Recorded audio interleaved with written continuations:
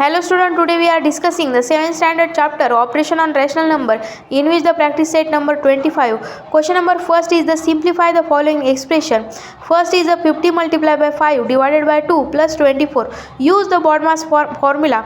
BODMAS means bracket of division, multiplication, addition and subtraction. So multiply first, we get 50 multiplied by 5 equal to 250 divided by 2 and plus 24 as it is.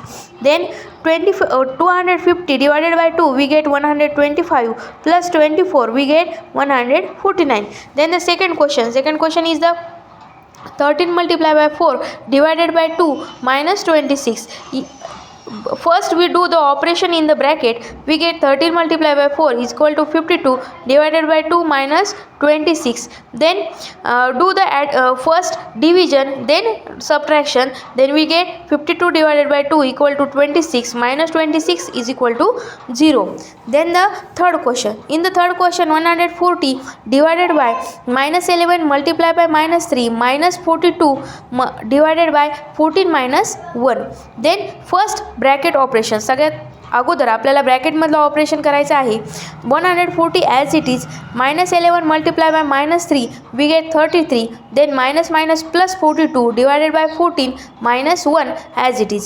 Then first do the bracket operation. We get 42 divided by 14 we get 3. Then 140 divided by 33 plus 42 divided by 14 equal to 3 minus 1. Then अगोदर आपल्याला ब्रॅकेटमधलंच सगळं सोडून घ्यायचं आहे.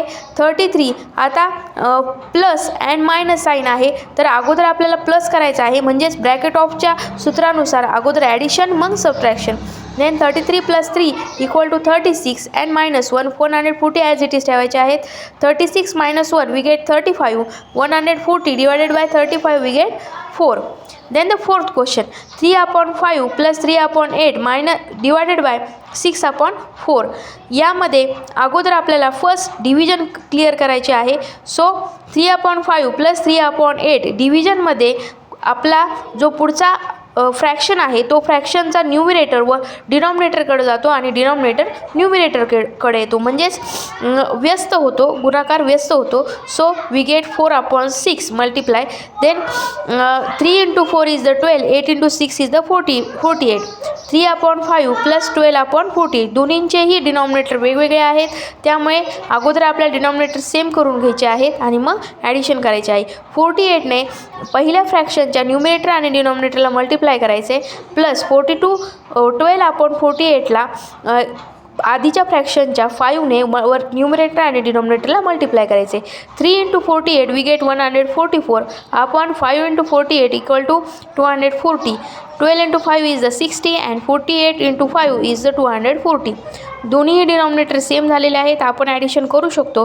140 plus 60 equal to 204 means 204 divided by 240.